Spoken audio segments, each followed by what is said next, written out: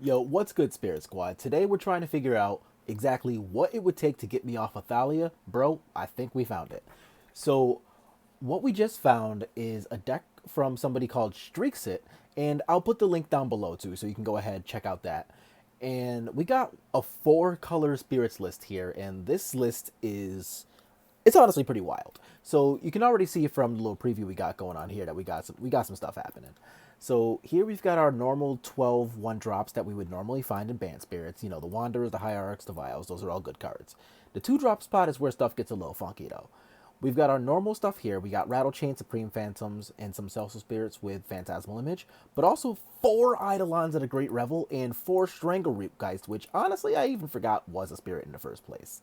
So this guy's got Haste and Undying. It's very good. It comes back as a 3/2. That card's been a real big staple in like the Yawgmoth style decks, but it has been nowhere near spirits. So I'm actually kind of hyped to play with this guy. So we've got that. We got Drog Skull, Spell Quellers, a Skyclave with 2 more Skyclaves in the board. Fairly normal stuff. Then we check out our mana base, which looks a lot more like humans than spirits. Check this out. So we got 4 Cavern of Souls, Mana Confluences, which I already hate this card, but it's necessary for what we got going on here. Unclaimed Territories, Canopies and a Waterlogged Grove, and then a Singleton Forest and some Ziggurats to go with it. So short of Blood Moon, this list for the mana is pretty sweet. 19 lands, I don't know whether that's really low or whether it is completely fine because we have so many 2 drops and not that many 3 drops, but we'll obviously see over the course of our games. And also in the board, we've got some decently fun stuff. I did change it a bit from the original list, but I still like the direction where this deck's going a lot. So we've got Path to Exile, Shaper Sanctuary, Grafdigger's Cage, Relic of Progenitus, 3 Damping Spheres, which I actually super approve of, 2 Sky of Clave Apparition, and then my addition to this sideboard was Collected Company. Reason being that a lot of the Uro decks and blue-white are on top of the meta right now, and I wanted to gear more towards the control decks that I assume we're going to see over the course of a 5-match league. But this is wild. I'm hyped for it. We're going to go ahead. We're going to jump into 5 games and see exactly how it goes. If you like what you're seeing, as always, make sure to like, share, subscribe to the channel. Also, we're over 100 subs now, so thanks to everybody for watching, and I hope you guys are just as excited as I am about how this deck's going to perform. Let's dig right in. Yo, so we got round 1 as 4 color spirits. We're on the play, which is dope. That hand was not. This is fine. So I'm probably gonna hate this basic forest, so we'll see what happens there. But honestly, like 1 drop, 2 drop, 3 drop with a vial is pretty sick, so I can't really complain too much. Um, I expect to complain a lot more about this forest though. So let's do that. Get the Jambar 2 drop.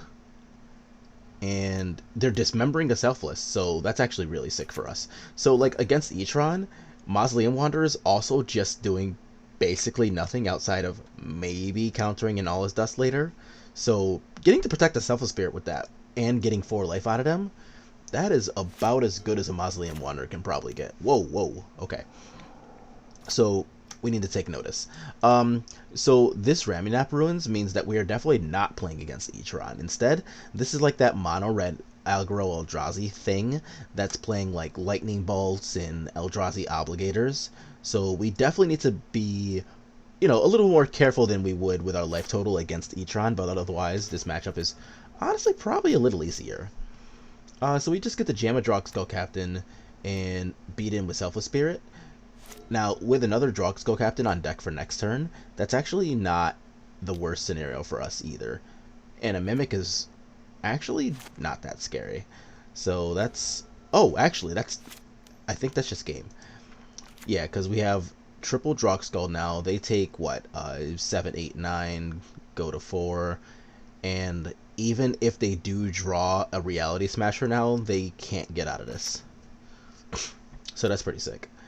Yeah, so like if they drew Reality Smasher here and an Eldrazi Temple, and they make this a 5/5, right?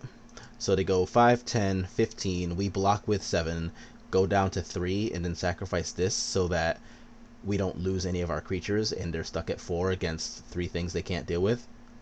Okay, I think they figured that out, so they go ahead and scoop it up.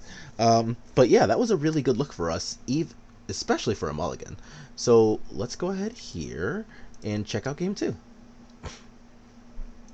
And game 2 is going to not really change too much here. Like, we have extra Skyclave apparitions, and like those are fine. I think we take out the Phantasmals just in case they're on Walking Ballista, but this hand's pretty decent. And a non-play on them on turn 1, looks like they did mulligan, which kind of sucks for them. But, like, they do kill our Hierarch, so that's a pretty decent look. Okay. What big giant thing do you have here? It's a Thought Knot, okay.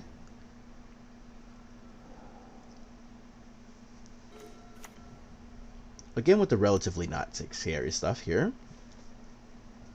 So let's just get their life total down a little bit here. And we're still, like, mostly winning this race, too, which is pretty nice. Especially if they're going to just keep trying to dismember these Selfless Spirits. So, I'm not going to say full excited, but we're pretty happy about the way this is going. So we'll go ahead and take them down to 7 here. And they choose to not attack, so we're just going to continue winning that race for a bit. Okay, so they're going to put that up to 2, which is sick. And they actually are going to tap out, which actually means there are like 17 different ways of dead. One thing we could do here, we choose to do nothing and just eat them with our flyers. But we also could have, like, flashed into Supreme Phantom last turn and double blocked with Strangleroot Geists on the Reality Smasher, and then they would have came back as 4/3s. And the Spell Queller line was also lethal. Attacking with 4/3s and Rattle Chains was lethal. Even drawing a Skyclave Apparition and getting rid of Thought Knot Seer and just attacking with all the 3 other things was lethal. So we had this game fairly well locked up.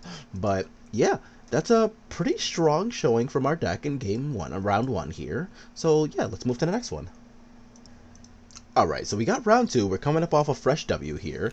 And whoops, not that. Not that either. This still isn't good, but it's at least acceptable, I guess. Oh, okay, so we're playing against Charbelcher, which makes this hand honestly look a crap ton worse, but at least we have the ability to fight and try, I guess. But honestly, they have to, like, miss pretty hard to not just, like, win on the spot here, so we'll see what happens.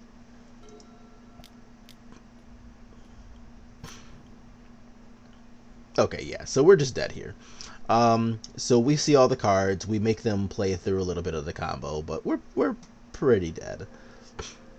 So they do all the things, and the fact that Eidolon wasn't a Thalia actually didn't affect any of this at all, so I can't really say anything too much about that. The only 2-drop that we even could have reasonably played that would have saved us in game 1 here might have been like a Remorseful Cleric, but we're definitely not playing that right now. So yeah, that's game 1, and let's move over to game 2. Upside though, we do have a bunch of stuff here. So we have like Skyclave Apparition for the artifact mana half of their deck. We have Grafdigger's Cage, and we also have Collected Company in case the game gets to just being where we're stuck holding up mana for most of it. Granted, Collected Company and Grafdigger's Cage do not play nicely together, and of course we have both in hand, but they also just like play naturalized style cards, so if they do kill off Grafdigger's Cage and we can cast a Collected Company, then it's at least not just the worst. Granted, this specific scenario here is actually completely fine, because we do have the Spell Queller and stuff. Yeah, like, this is fine. So what we want to do here is we definitely wanted to counter the 2/3 here, and not even because it's a Balustrade Spy because of the Grafdigger's Cage, but more because we just don't want the flyer on the table, and we don't want to help them trigger their Creeping Chills out of their decks. So if they trigger 4 Creeping Chills, they go all the way up to 29, and we don't really want to deal with that. But we also don't want to just deal with a 2/3 flyer when we're looking at 1/1s. So we definitely do use our Spell Queller here. And yeah, this is fine. So now they can't do anything about the Spell Queller to unlock the Balustrade Spy, and that's where they go ahead and pack it up, because we have a clock, they have probably close to nothing, and we've got a lot of ways to make sure they don't get to combo off on us. So yeah, good job to us. Let's move to game 3.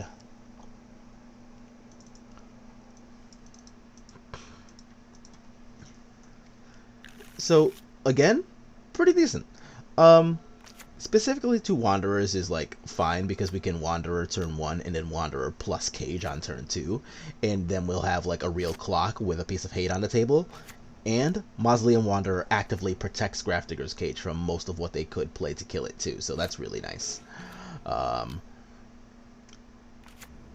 Okay. So this is more of a thing that'll come up in formats like Legacy rather than in formats like Modern, where this deck is just almost definitely not sideboarding into like Force Negation, but it's still good to know. So we played Mausoleum Wanderer first before trying to play Grafdigger's Cage, because if they use a Force Negation, then what we would have had the ability to do here, say in a circumstance where like this isn't in play, we could use the Wanderer that does not have summoning, the Wanderer that does have summoning sickness on the counterspell. Now, of course, they do have mana, and this deck doesn't really play Force, so that was more of a force of habit thing than anything else.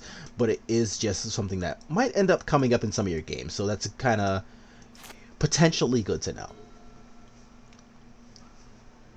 Okay, so they're going to do a bunch of hot nothing here, so that's actually pretty decent for us. And rather than trying to use Apparition on this Talisman resistance, I think it's a little better to like hold up the Spell Queller. And here we're just going to go ahead, keep our clock going, and we're going to just keep the Spell Queller up pretty much all game, because like even with Pentad Prism, not much is going to get them out from under Spell Queller. And actually that's pretty perfect that they played that too. So we mentioned earlier that we don't mind having both Grafdigger's Cage and Collected Company in the same deck, and we actually do see that they played Nature's Claim. So there's like the piece of hate that I was talking about where, you know, if they do kill our Cage and we have a Company in hand, then we can still cast the Company sometimes, and that'll end up being good enough. So granted, we don't have a Company in hand right now, but that's a good scenario where that could have come up. Here, instead, of course, we're just going to counter this Balustrade Spy and make them sad. But that's still just like a little piece that could have come up in some other game, maybe. But we have lethal now, so we're just going to go ahead and kill him. So yeah, so good job to us. And even though we had that clunky and clumsy game 1, we see that, like, you know, a lot of the power of our hate cards plus just our naturally good plan against spell-based decks still prevails here. So yeah, looks like we're going to beat up on Oops All Spells. Alright, so we got round 3. We are 2-0 currently, which is pretty dope. But that actually sucked about our first 7, because we saw like the Aether Vial and a bunch of creatures, but the only land in that hand was an Ancient Ziggurat, which usually turns me off of human hands too. But this one's not bad. Like, for being 5 cards, this is pretty decent.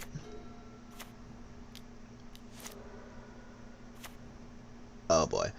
So they're going to go ahead and just start ramping on us here, and there's really not much we can do about that. So we'll just go ahead and at least try to be mostly productive with our plan. Snapback Wildfire, their other flagstones too? Jesus. So that's actually pretty sick from them, though. Like, they get to have 5 lands on turn 3 as the control deck with 6 cards in hand still. That is actually kind of absurd. Alright, so we got Strangleroot.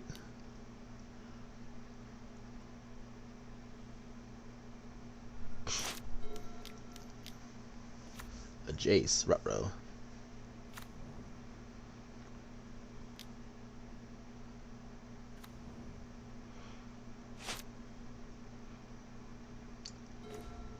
Okay, Skyclave isn't bad. So here we had the option of using Skyclave to like get rid of Snapcaster, but it looks like that's not what we're gonna do here.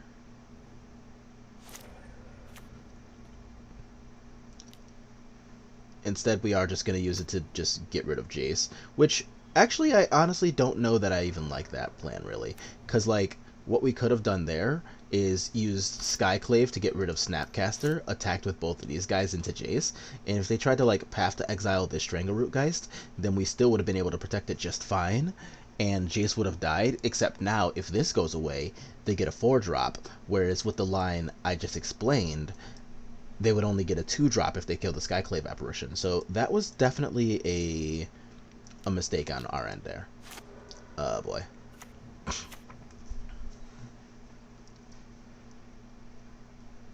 Okay. Selfless Spirit's not bad.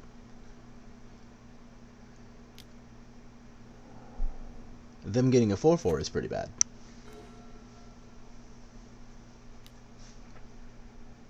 Okay, attacking for 4. I don't know that I necessarily like that line, because like we could have played Supreme Phantom and attacked with both this and Strangle Geist, but only this one because this will trade here. Oh dear.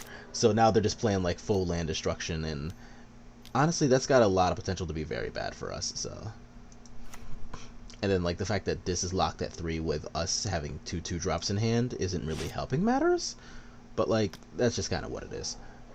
Oh dear.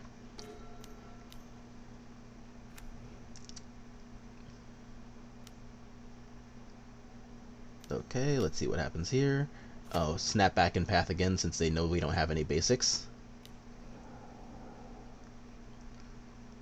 Okay, so they're going to path the Lord and get rid of our other... That's fine.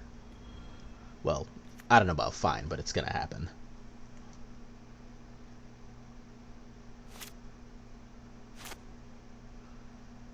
Now let's see what we can draw. Nope. Oh boy. So, yeah.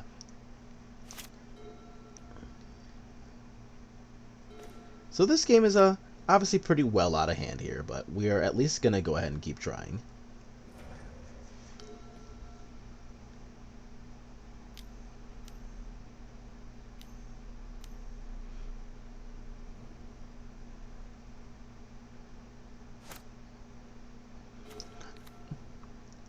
Oh yeah. So we were also supposed to like let that Teferi trigger resolve too, but yeah.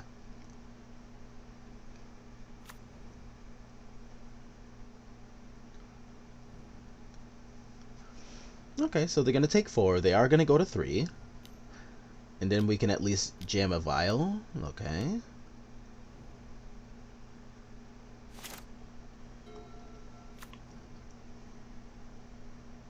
Okay, so they're going to get to reuse their Cryptic Command with the Teferi on the table, so that's bad. They have the other Cleansing Wildfire too, so like this is just, whew, man. We're getting messed up right now. Not a land, okay.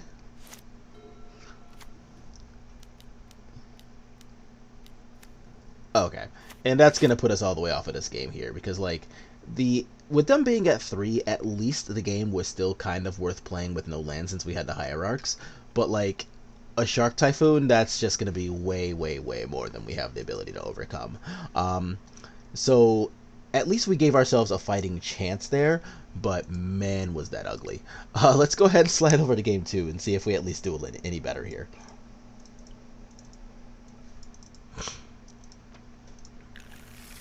Nope. Yeah, that's better. So Shaper Sanctuary is actually really, really good here. Well, that's really it. Shaper Sanctuary is just really good. I don't really need to say too much more about that. So the only problem with this is that we do already have our decks only basic, so things like Wildfire and Path to Exile are just going to be insane-o this game. Alright. And then, yeah, drawing the card from that's still going to be pretty nice too, so that's always really good. Okay, so they are just going to trade for half of our card there. That's not bad for us. That, however, is god-awful.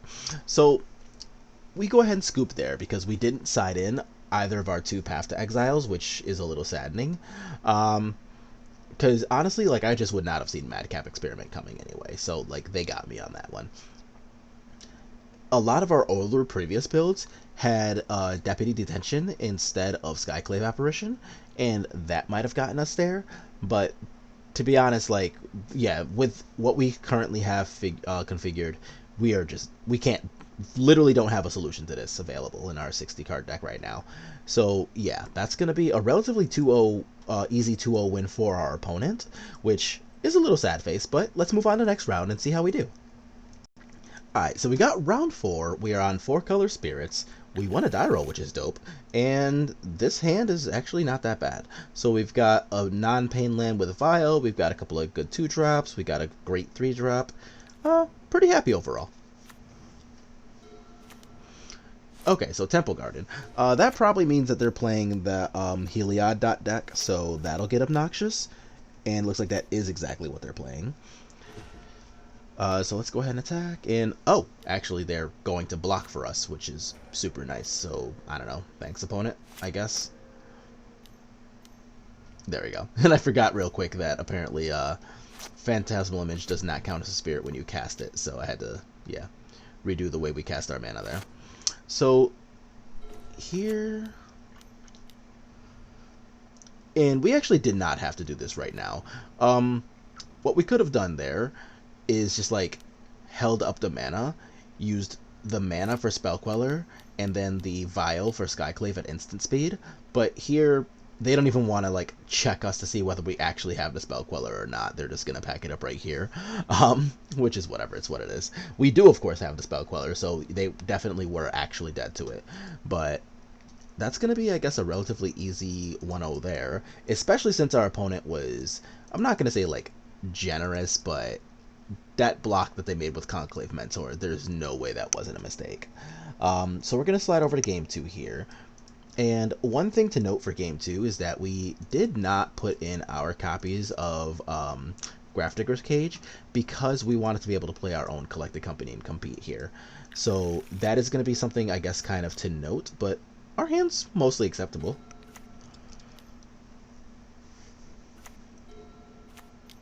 So let's see what happens here. They have the Mentor. Okay, so we're going to start off by just powering out some Eidolons and seeing if they don't have to take a bunch of damage here. Okay, so they do not want to try trading with us this time. Which, lol, I'm going to get to attack with Exalted, so...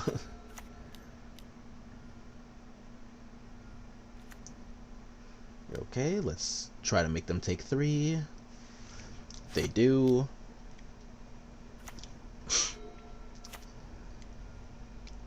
Okay, so now if they want to cast something small, they gotta take 6 to do it, but they don't. They want to cast something big. And honestly, that's about one of the least scary versions of that draw they could have had. So let's see what happens here. Okay, so they trade one of those away, and I don't like that at all. So what we should have done was been a little more patient there, and we should have given ourselves a chance to play Rattle Chains at end of turn so that we could attack with it. And now we have taken that option away from ourselves, which is pretty awful. And I don't know what I was thinking with this attack. So they are definitely going to make this a 6-6, and we kind of shame concede ourselves there because, well, that was bad. We feel bad. Whoops. And yeah, we had absolutely no business putting this guy in the red zone. That was just 100% wrong. There's no way to get around saying that. So yeah, we lose that game in a little bit of an embarrassing fashion, and let's slide over to Game 3 now.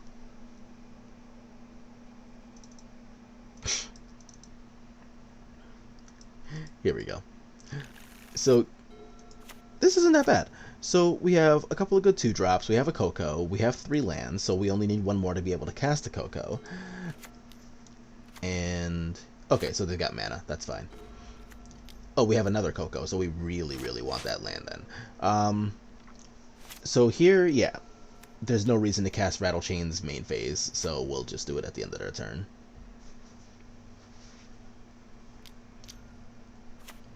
Okay, so now we've got a creature and a clock on the table, our vial's on 2. Now we can just start putting in spirits and attacking, and life is great. We can't do anything about Coco, so life had the potential there to be a little less great, but it's currently still great. Here's that. Okay, we actually do draw the land that we needed too, so this is pretty nice. So we could just go ahead, attack them down to 11, which I guess really means 15 with Spike Feeder on the table. But with Coco being here, we can Okay, so let's talk about that block. So what we wanted to do here was make sure that they had to use an effect like Gavany Township, tapping them out of Collected Company before we actually had to use ours with this specific block. So if they decided to, for example, if we blocked here, they could have used Spike Feeder's own ability to put 2+1 counters on itself and then make itself a 3/3. So we didn't want to do that. And attacking or blocking this 3/3 by itself just seems kind of dumb anyway. But if we block here and they want to clear our Supreme Phantom, they actually have to be proactive about this. So that gave us our chance to cast Collected Company. Let's go ahead and see what we roll off of it. And we actually roll pretty perfect. So a Skyclave and yeah, so the Skyclave plus a Lord is about exactly what we wanted. So we take this, whatever. They do get 6 effective life out of here, so they go up to 16, right? Yeah. But we're attacking for, what is it? 4, 8, 12, 13, 14, 17 on the way back. So I guess they counted that up a little faster than I did. But either way, they're dead to it. So good job us for beating up on Green-White Company. Yo, so we got round 5 now. We're on the play, which is dope, and we are 3-1, which is also good. This hand doesn't suck. So we've got, obviously, the Vial, which is nice. We got 1-drop, 2-drop, 3-drop yet again, so our curve is looking right, too. We will be addressing our land count after this, too, so let's... I guess I'll give that some time.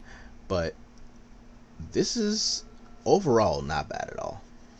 So, City of Brass means that we're playing against Ad Nauseam, which definitely has the ability to be a little annoying, but honestly, we're still pretty okay with that.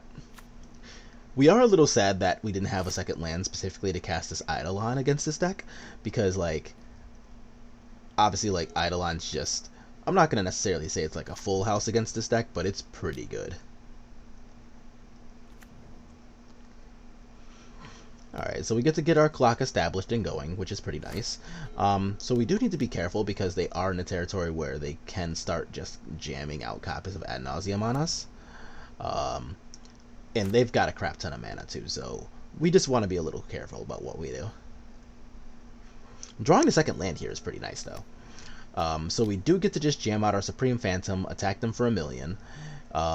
And they can only cast 2 more non-creature spells now without just dying to the Eidolon. So that'll be pretty nice. Obviously, if they have a copy of... we don't want to deal with that. Okay, good. So they do pack it up to the Spell Queller on their Unlife. And we technically could have just let them have the Unlife and then countered something after they played Ad Nauseam if they have another land here. But there's no reason to let them do things since we already have 2 Wanderers. So we just go ahead, try to counter this. It looks like it succeeds. They pack it up. We win game 1.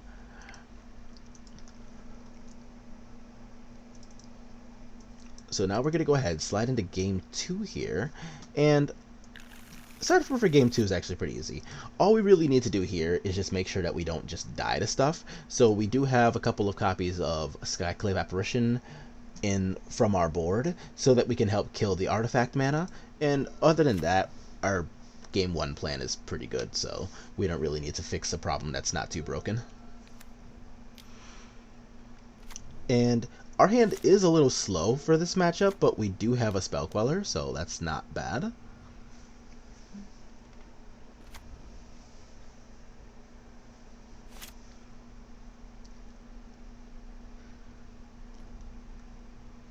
Okay, and actually rolling a Hierarch off of that's pretty good.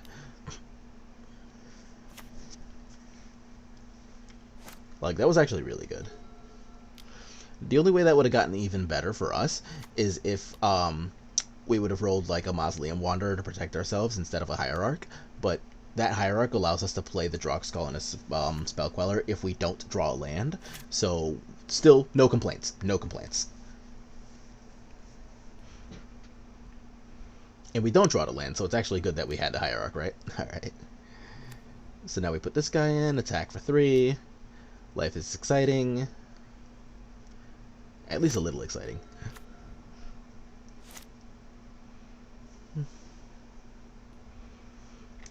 Okay, so now we have double Spell Queller, so that's pretty sick.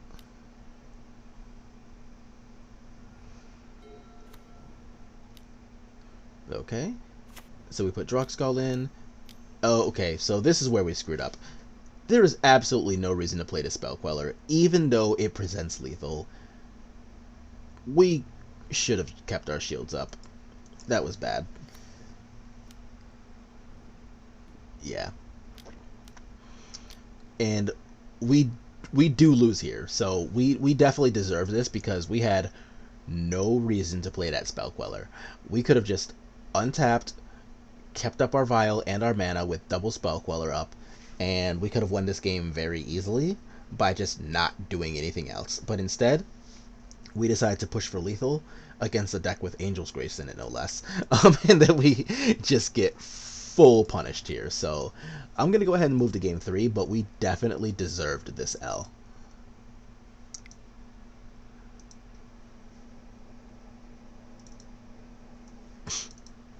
Alright, so let's slide over to game 3 now. And hand's acceptable.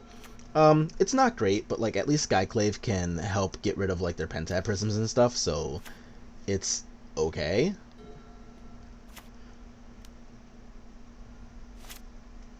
Well, maybe it could have gotten rid of it. So of note, they also suspended a Lotus Bloom, so we'll keep track of that. But drawing a Spell Queller off the top's pretty good.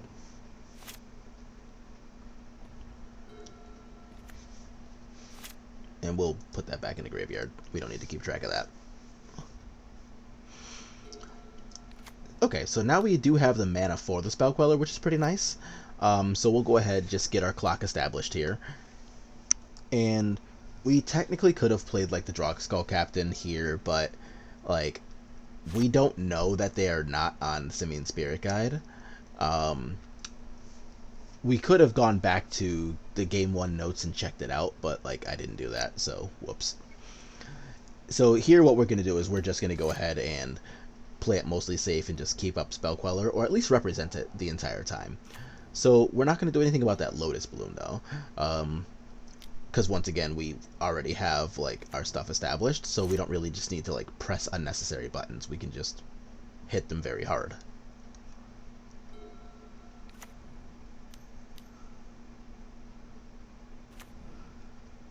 Okay, so we're going to go ahead and smack them up quite a bit.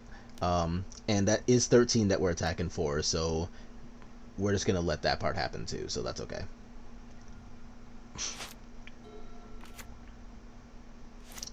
Okay. So we can't do anything about that, of course, but... So they're going to go ahead and add Naus, and of course they don't know that we have the Spell Queller, but we did represent it the entire game, so even though they did give us a couple of extra turns because of the Spell Queller we represented it, it turns out that we actually did have it. So whenever they go to cast their Lightning Storm, they're going to do all of that stuff. Then we do have the Spell Queller on the table. So we'll end up winning this game because of that. So that's pretty sweet to us. So now that we did have a full 5-match league with this deck, the only real, I guess, complaint I have about it is the low land count. Granted, we have 4 lands in play right now, so it looks pretty nice, but I do believe that 19 lands is probably not enough for a deck like this. And what I would do in the future would be to put in at least a basic island as well, and potentially a 4th copy of Ancient Ziggurat if you don't want a basic Plains in. I think what I'm going to want to do is cut the 2 copies of Phantasmal Image and instead just play, only spirits so that our cards like Unclaimed and Cavern of Souls are as good as possible. And then the other 2 spots that are going to be filled with that are just going to be a basic Plains and a basic island. As we saw earlier in round 3, we got ultra punished for not having basics in our deck. By the deck with Path to Exiles and Cleansing Wildfires and stuff.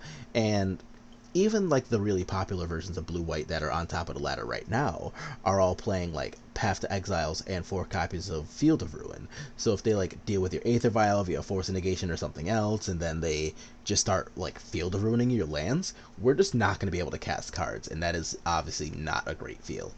So I think that's what I would do with this deck in the future.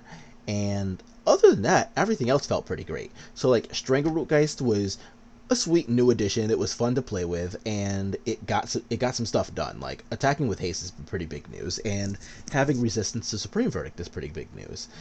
We got to play with Eidolon and a Great Revel, and we did get to see just how powerful that card is in some matchups, so that's pretty good. It'll also help a lot against like the prowess and shadows and stuff like that of the world too, so that's pretty nice.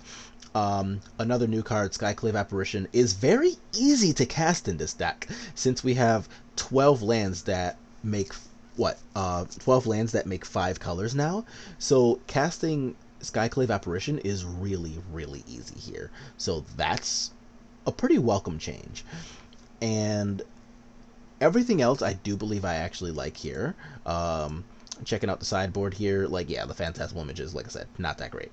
I do like the Cage and Progenitus part of the deck. Like, this is fine. Like, this could potentially be like a Surgical Extraction, but I actually think this is okay. 3 Damping Sphere, I think, is actually correct for this style of deck, because we're not playing like Force and Negation or anything to double up against like the Storm decks of the world. I like the Cocos, and I believe I'll be sticking with these, especially if we're going to be putting more lands in the deck to cast them more often. And then the Shaper Sanctuaries, I don't know that I want to stay on these if we're playing Coco as well. Like, doubled up sources of card advantage seems like a lot. But control decks are on top of the ladder right now, so I do believe I'll at least try these again. So with that said, this is everything that I believe that I would do to this deck. And I look forward to playing again in the future because honestly, like, 4 colors was a lot of fun to jam, and it was really surprising to see how easy all of our cards were to cast.